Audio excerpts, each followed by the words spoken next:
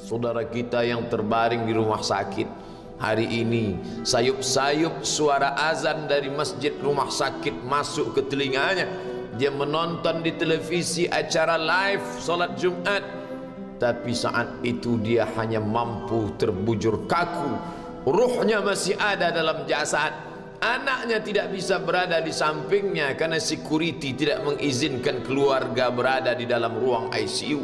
Dia duduk di dalam. Suara terdengar, azan bersahutan, hayya 'alas salah, mari salat, hayya 'alal falah, mari menuju kemenangan.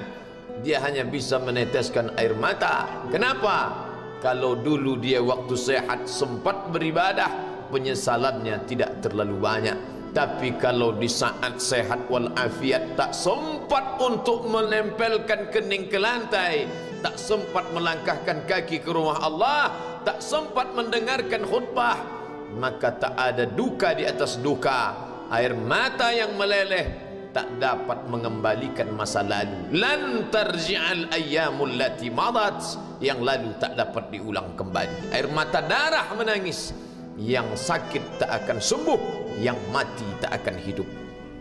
Penyesalan selalu datang di akhir perbuatan. Belum pernah orang menyesal sebelum perbuatan berlalu. Selalu penyesalan di akhir. Di saat itu penyesalan tak lagi bermakna. Apa kata mereka ketika melihat azab Allah? Rabbana, hai Tuhan kami, ya Rabb kami, absarna, mata kami sudah melihat azab, wa sami'na, telinga kami sudah mendengar suara tangisan, teriakan, pekikan di dalam neraka. Farji'na, kembalikan kami lagi ke dunia, na'mal salihah, kami ingin beramal saleh, inna muqinun, kami yakin seyakin-yakinnya. Tapi saat itu penyesalan tak lagi bermakna, karena dunia tak mungkin utuh semula, karena sudah menjadi sunnatullah yang lampau tak akan kembali. Idza sama'un fatarat, langit terbelah, wa idzal kawakibun tasarat, planet-planet bertabrakan, wa idzal biharu fujirat, lautan diledakkan, diletupkan, wa idzal quburu bu'asirat, semua yang dikubur dibangkitkan. Alimat nafsum ma qaddamat wa akharat, disitulah orang baru sadar apa yang dulu pernah aku lakukan. Wa qadimna ila ma amilu min amalin, semua amal mereka kami tunjukkan, kami datangkan. Ini amalmu, ini infakmu, ini wakafmu, ini sedekahmu, ini salawatmu, ini bacaan Qur'anmu, ini zikirmu. Tersenyum mata melihat amal. Faman ya'mal mithqala dzarratin khairan yarah. Tapi jangan lupa, apakah yang dosa-dosa itu dilupakan begitu saja? Yang buruk pun akan nampak juga.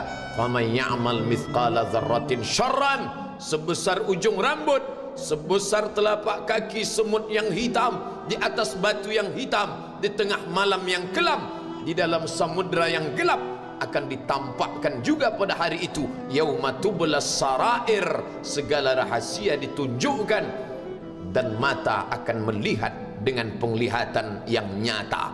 Mulut tidak lagi bisa menjawab. Al-yauma nakhtimu ala afwahihim, hari itu mulut kami kunci, karena mulut itu yang dulu pandai mencari-cari alasan, bersilat lidah, maka hari itu lidah dikunci. Wa tukallimuna aydihim, tangan mereka kami buat bicara. Wa tashhadu arjuluhum, kaki bersaksi. Apa yang akan dibicarakan tangan, apa yang akan dipersaksikan kaki? Bima kanu yaksibun, semua yang pernah dilakukan di masa yang lalu. Berapa atasanmu sanggup memberi gaji sehingga begitu enteng kau tinggalkan solatmu? Apa yang dijanjikan istrimu sehingga begitu enteng kau berikan yang haram, hanya rayuan sesaat, padahal dia pun akan meninggalkanmu sebelum masa tua tiba? Apa yang dijanjikan anak-anakmu? Ayah, kami akan menjagamu di hari tuamu nanti, maka berikan kami yang kami inginkan, belikan kami rumah yang besar, belikan kami kendaraan yang mewah, nanti setelah hari tua kami akan menjagamu, kata mereka. Tapi setelah kita tua, dosa-dosa begitu banyak terkumpul, mereka pun meninggalkan kita di panti jompo yang penuh dengan kesunyian, hening, sepi. Suara cucu tak terdengar menangis karena mereka pun malu mengakui kita sebagai orang tua. Suapkanlah yang haram ke mulut mereka, berikanlah yang batil ke dalam perut mereka. Itu hanya akan menjadi azab di dunia sebelum hari kiamat tiba. Ish ma syi'ta, hiduplah sesuka hatimu. Ish ma syi'ta, apa yang mau kau makan, makanlah. Apa yang akan kau bekerjakan, kerjakanlah. Fa innaka mayyit, tapi ingat, kau akan menjadi mayat, kau akan mati. Semua akan diminta pertanggungjawaban di hadapan Allah Subhanahu wa ta'ala.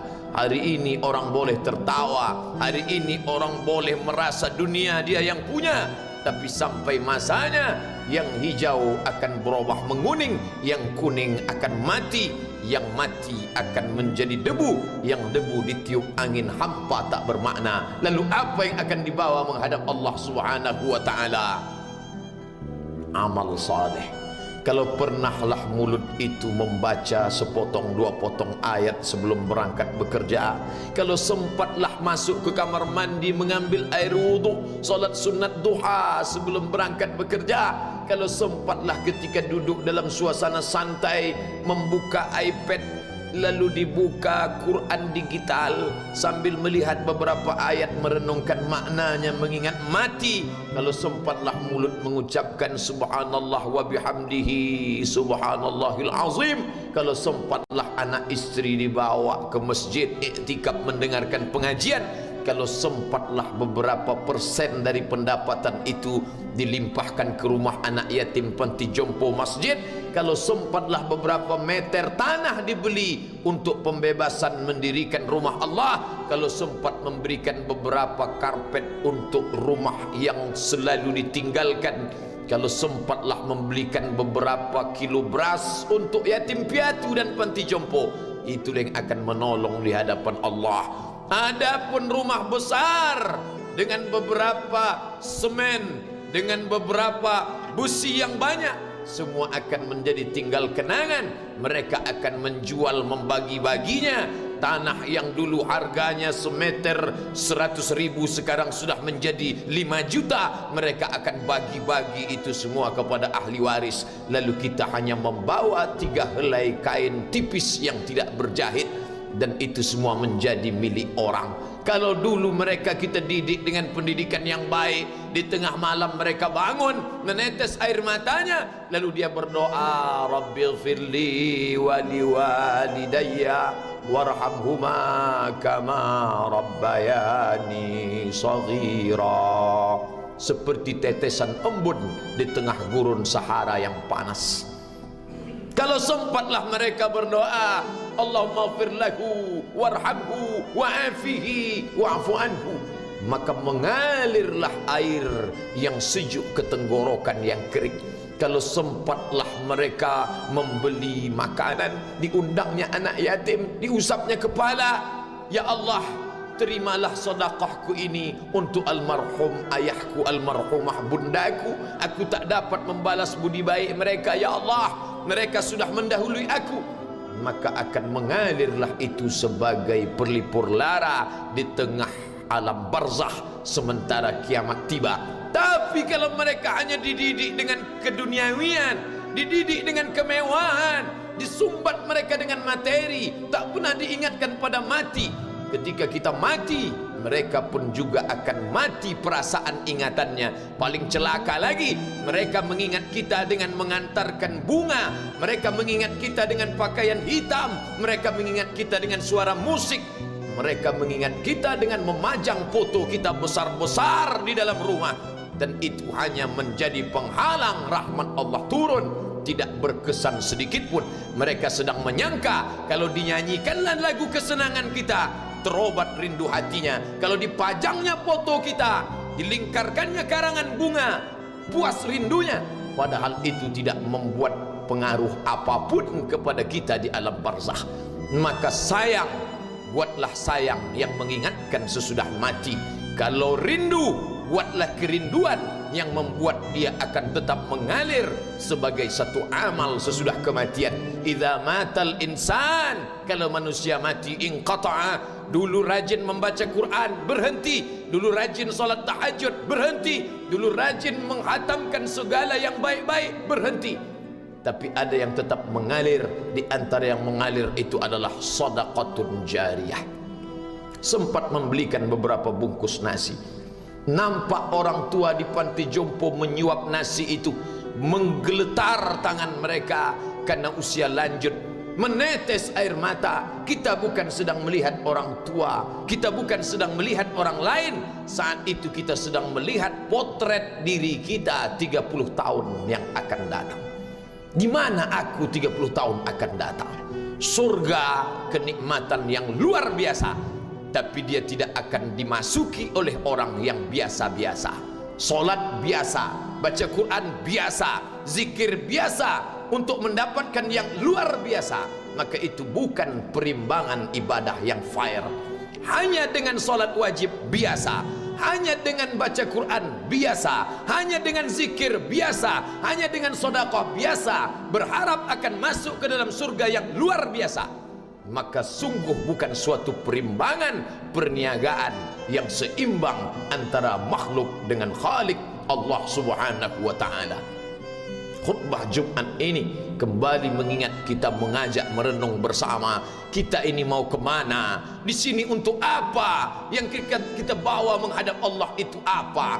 Apakah nama, jabatan, kebesaran, harta benda ikut menghadap Allah? Tidak. Dia akan tinggal menjadi puing-puing kenangan. Yang akan dibawa adalah amal saleh.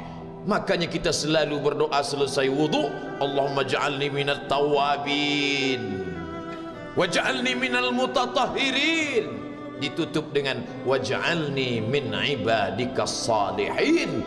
Karena orang yang soleh lah yang selamat dari kerugian, yang lain rugi. Innal insan, semua manusia lafi khusrin, rugi. Yang kaya rugi, yang punya kuasa rugi, yang ganteng rugi, yang punya anak rugi, yang punya istri rugi. Tapi ada yang beruntung, illallazina amanu, kecuali yang beriman, wa amilus salihati, dan beramal saleh. Itulah orang yang beruntung, karena dia akan hidup dalam kehidupan yang kekal abadi, membawa iman dan amal salehnya. Kalau sampai hari ini masih bersemayam di dalam diri kita, mari kita jaga. Dan kita berharap kepada Allah husnuzan, Allah menutup usia kita ini dengan husnul khatimah. Ketika itulah malaikat datang memanggil, menyambut, ya ayyatuhan nafsul mutmainnah, wahai jiwa yang tenang, irji'i ila rabbiki, kembalilah engkau kepada Tuhan Rabbmu, radiyatan mardiyah, engkau ridha kepada Allah, Allah pun ridha menerima engkau sebagai hambanya. Fadkhuli fi ibadi, masuklah engkau ke dalam golongan hambaku. Wadkhuli jannati, masuklah engkau ke dalam surgaku. Saat itu ruh keluar dari badan seperti tetesan air di hujung daun yang lembut menetes. Tes.